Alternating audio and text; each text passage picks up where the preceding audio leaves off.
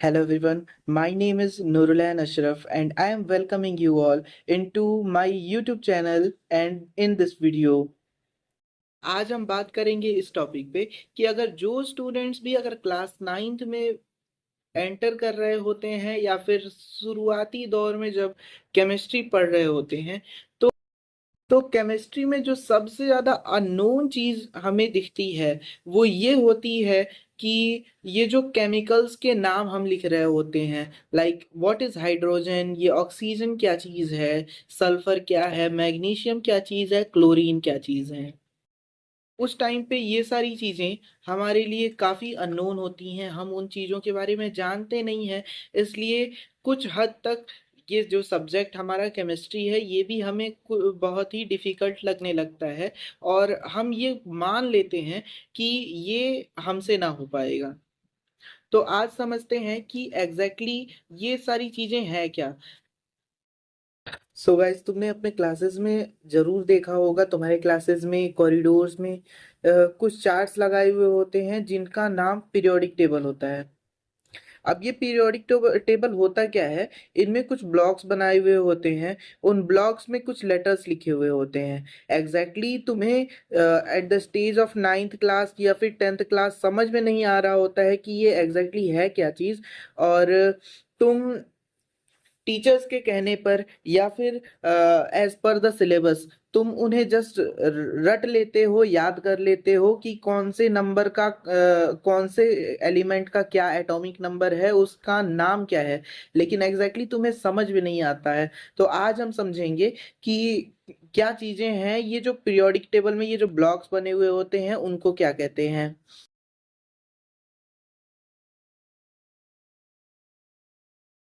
Screen पे दिखा हुआ ये जो इमेज था इसी को कहते हैं पीरियोडिक टेबल, जिनमें तुम इस ऊपर की तरफ कुछ ब्लॉक्स देखोगे जो काफी डिस्टेंट होंगे, उनके बीच में काफी लंबा डिस्टेंस होगा, और दो ब्लॉक्स सबसे ऊपर वाली सीरीज में पाए जाते हैं जिनका नाम हाइड्रोजन और हीलियम है। ऐसे लिथियम, बेरिलियम, बोरॉन और भी बहुत सारी चीजें हैं जिनको मैक्सिमम स्टूडेंट्स ऐसे रट लेते हैं, जबानी तौर पे उनको याद तो हो जाता है लेकिन वो उन्हें समझ में नहीं आता है कि ये है क्या चीज। हमने भी यही किया था, लेकिन अब बारी है समझने की कि आखिर ये चीज है क्या। ये समझने के लिए कि ये पीरियोडिक टेबल के एलिमेंट्स हैं क्या चीज़, मैं तुम्हें डेली यूज़ के कुछ ऐसी चीज़ें दिखाऊंगा और उनके रिगार्डिंग में तुम्हें समझाऊंगा कि ये चीज़ें हैं क्या चीज़। जैसे अब दुनिया की जो भी चीज़ें तुम देख पा रहे होते हो, समझ पा रहे होते हो, उनको कहीं से तुम अगर वो उन्हें देख पा रहे होते हो तो वो सारी चीज़ें, चाहे मेरा ये पेन हो, मेरी ये नोटबुक हो, इन इन सारी चीज़ों का अगर तुम्हें ये पता करना है कि ये चीज़ें बनी कैसे थीं तो तुम्हें जाना चाहिए सीधे तुम्हारे पीरियोडिक टेबल में। तुम्हारे पीरियोडिक टेबल में 118 एलिमेंट्स प्रेजेंट होते हैं। उन 118 एलिमेंट्स में से ही कुछ कुछ एलिमेंट्स जो होते हैं जिन्हें मिला करके कोई प्रोडक्ट बना हुआ होता है, नेचुरली और सिंथेटिकली। नेचुरली लाइक कोई स्टोन है तुम्हारे आसपास तो वो स्टोन ऐसे जनरली बन नहीं गया, बल्कि उस स्टोन में है क्या चीज़ की कुछ केमिकल्स थे। जैसे तुम्हारे इर्द गिर्द कहीं पे सल्फ़र नाम की कोई चीज़ थी, जो सल्फ़र तुम्हारे पीरियोडिक टेबल में प्रेजेंट होता है, वो सल्फ़र नाम की चीज़ या फिर कोई हाइड्रोजन नाम की चीज़, ऐसी छोटी छोटी पार्टिकल्स जो होते हैं वो एक दूसरे के साथ अगर कोलैब कर लें और एक दूसरे के साथ टाइटली अरेंज्ड हो जाएं कि हम उनको तोड़ ना पाएँ, उनको अलग अलग ना कर पाएँ, और फिर वो क्या होती हैं एक दूसरे के साथ जब मर्ज अप हो जाती हैं तो वो एक कोई प्रोडक्ट बन जाती हैं, लाइक स्टोन, लाइक सॉइल, है ना। तो अगर तुम अगर स्टोन को देखो तो स्टोन भी कोई ऐसा स्टोन भी ऐसे ही एक प्रोडक्ट है कि जिसमें केमिकल्स ही मिल करके बने हुए हैं। तो ओवरऑल जो हमारा जो पीरियोडिक टेबल का थियरी है ये क्या कहता है कि हमारी यूनिवर्स में चाहे जो कुछ भी तुम पाते हो, लिविंग हो नॉन लिविंग हो, चाहे जो कुछ हो, मेनली जो नॉन लिविंग थिंग्स हैं वो सिर्फ और सिर्फ इन्हीं चीज़ों से मिल करके बनी हुई हैं जिनका जिक्र तुम पीरियोडिक टेबल में करते हो। ये चीज़ समझने के लिए एक बहुत ही फेमिलियर सा एग्ज़ाम्पल हम बचपन से सुनते आ रहे होते हैं कि हमारा जो घर होता है वो घर डायरेक्टली नहीं बना होता है, बल्कि छोटे छोटे ब्रिक्स को ऐड अप करके, मर्ज अप करके उन्हें बनाया जाता है। जैसे कि ढेर सारे ब्रिक्स को जब हम ऐड करते हैं तो हम घर बना सकते हैं, और house is made of BRICS ऐसा पढ़ाया जाता है।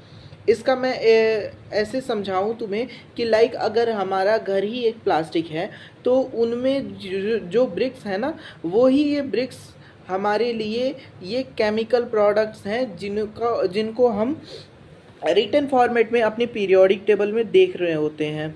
लाइक अगर मेरे पास पेपर है तो पेपर का कॉम्पोजिशन किस तरीके से होता है कि पेपर में प्रेजेंट होते हैं कैल्शियम कार्बोनेट, टाइटेनियम डाइऑक्साइड और टैल्क। मेनली ऐसी चीज़ें होती हैं जिनको मिला करके पेपर बन सकता है।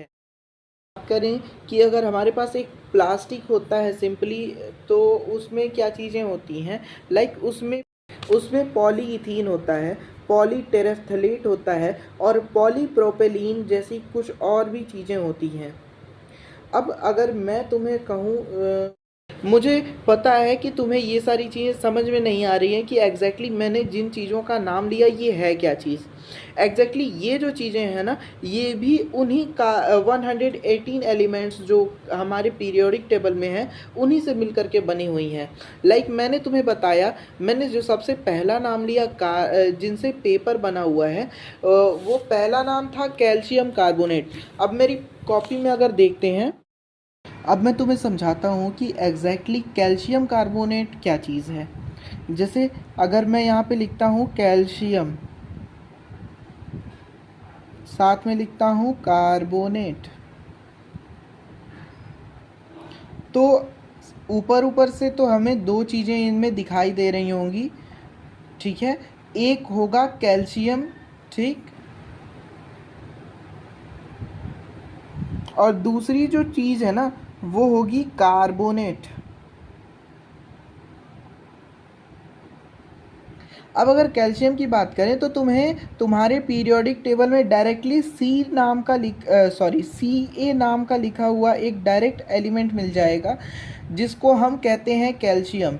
एग्जैक्टली ये एक ऐसा एलिमेंट है, ऐसी चीज़ है जो हमारे नेचर में पाई जाती हैं, जिनसे मिल करके मतलब इन सारी चीज़ों से भी मिल करके, कैल्शियम से भी मिल करके बहुत सारी चीज़ें, लिविंग और नॉन लिविंग चीज़ें बन रही होती हैं और बनी हुई हैं जो एग्जिस्ट करती हैं।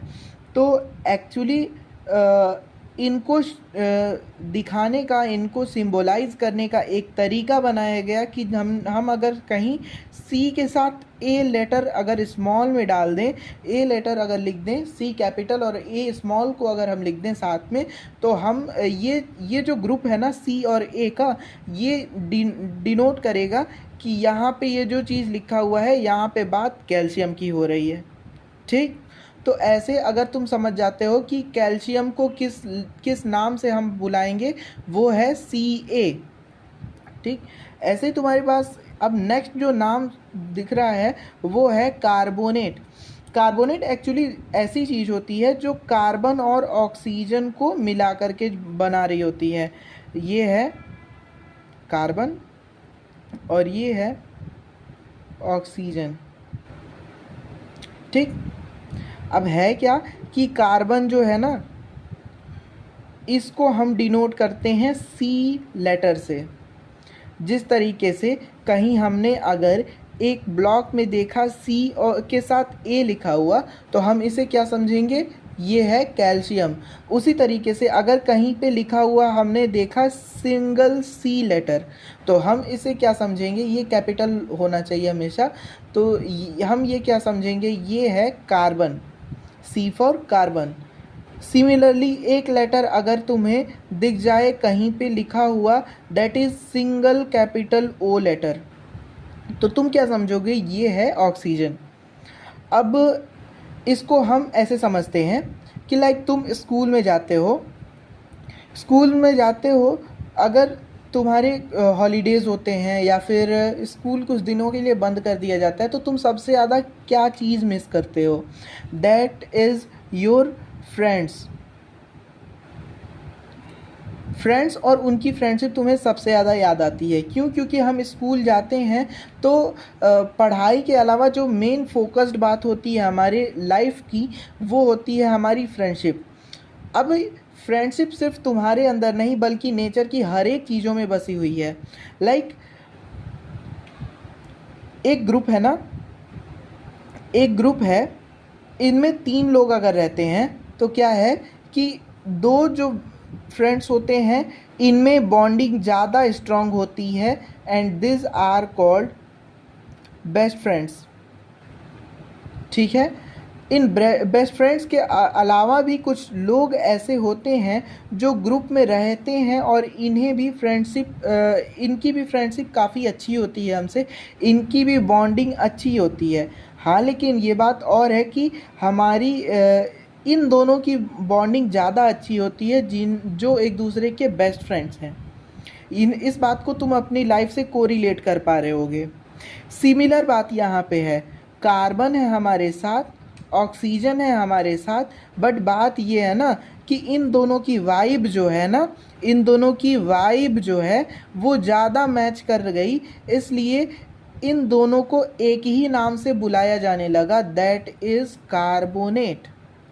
हालांकि इनकी ग्रुप में एक अदर फ्रेंड भी था जिसका नाम कैल्शियम था, लेकिन लोग उसको अलग अलग नाम से बुलाते थे। लेकिन जो 2 बेस्ट फ्रेंड्स थे ना, इनको लोग एक जैसे नाम से एक ही नाम से जानने लगे।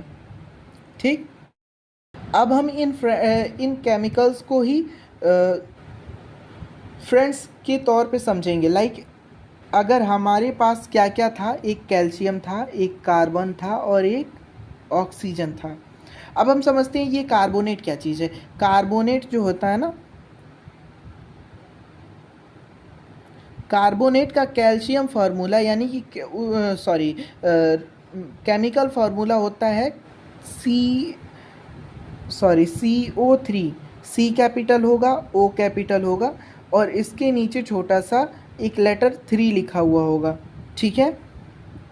अब कार्बोनेट में कार्बन और ऑक्सीजन दोनों ही हैं, लेकिन इनको एक जैसे मतलब इनके नाम को मर्ज करके क्यों बोला जा रहा है ये तुम समझ पा रहे हो, क्योंकि इनकी वाइब मैच कर रही है और इनकी वाइब मैच करने की वजह से ये दोनों बेस्ट फ्रेंड्स हैं और बेस्ट फ्रेंड्स का नाम एक साथ लिया जाता है। ठीक है। लाइक ये दोनों बेस्ट फ्रेंड्स थे, कार्बन और ऑक्सीजन। लेकिन इन द अदर हैंड यहाँ पे ये जो होता है ना कि कार्बन अकेला होता है, लाइक एक कार्बन होता है, ठीक है, लेकिन 3 ऑक्सीजन होते हैं। कभी कभी तुम कुछ ग्रुप्स में ऐसे भी देखते होगे कि बेस्ट फ्रेंड्स सिर्फ 2 लोग नहीं होते हैं बल्कि 3, 4 या 5 लोग एक दूसरे के बेस्ट फ्रेंड्स हो रहे होते हैं, ऐसा तुम देख रहे होगे।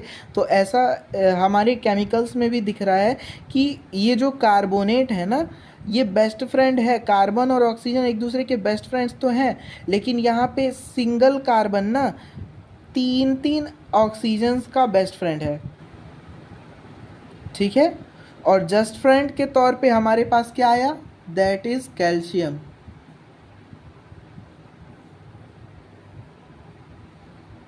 तो ये जो चीज़ बनी CO3, यहाँ पे देखो C एक है ना, इसलिए यहाँ पे सिंगल C लिखा गया, लेकिन एक ऑक्सीजन यहाँ है, दैट इज फर्स्ट O, दूसरा ऑक्सीजन यहाँ है, that is second O, and तीसरा ऑक्सीजन यहाँ है, दैट इज थर्ड O।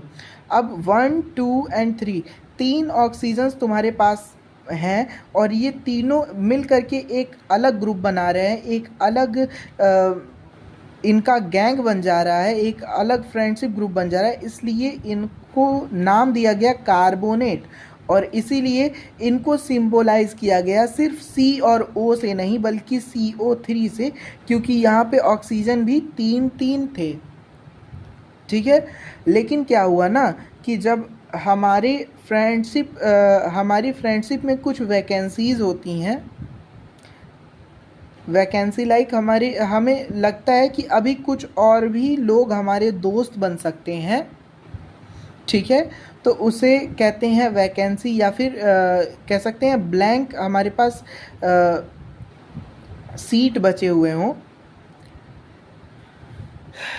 अगर हमारे पास ऐसे लग रहा हो कि कुछ और भी लोग हमारे दोस्त बन सकते हैं, तो दैट इज़ कैल्शियम। अब कैल्शियम को हम उतार करके यहाँ पे लेते आए, तो ये हो गया कैल्शियम।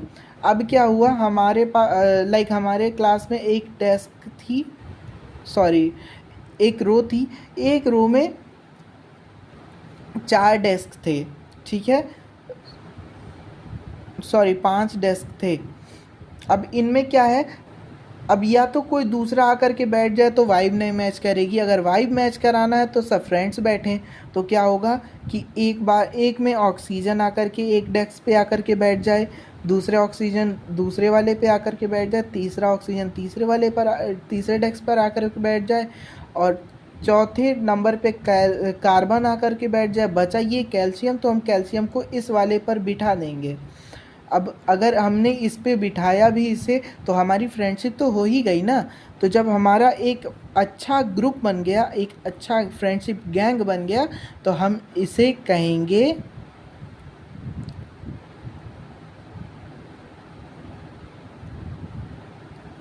Calcium carbonate. तो अगर मैंने बताया तुम्हें कि पेपर जो है, पेपर भी कैल्शियम कार्बोनेट जैसी चीज़ से मिलकर के बना हुआ है, तो ये कैल्शियम कार्बोनेट भी तो बहुत सारी चीज़ों से मिलकर के बना हुआ है।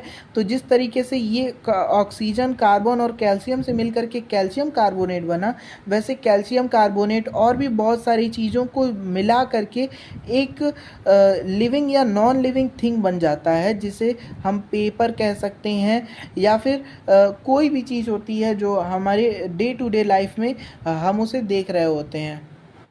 आज मैंने तुम्हें ये समझाया कि हम हमारे पीरियोडिक टेबल्स में ये जो ब्लॉक्स बने हुए होते हैं और उनमें ये जो एलिमेंट्स होते हैं, इनको कहते क्या हैं, ये क्या चीज़ें हैं, में भी तुम्हें समझ में आ गया होगा। अगर तुम्हें नहीं समझ में आया तो तुम ज़रूर कमेंट्स में मेंशन करो, तो ताकि मैं और भी डिटेल्ड वीडियो बना सकूं, और आगे की बातें नेक्स्ट वीडियो में करेंगे। तब तक के लिए थैंक यू, बाय।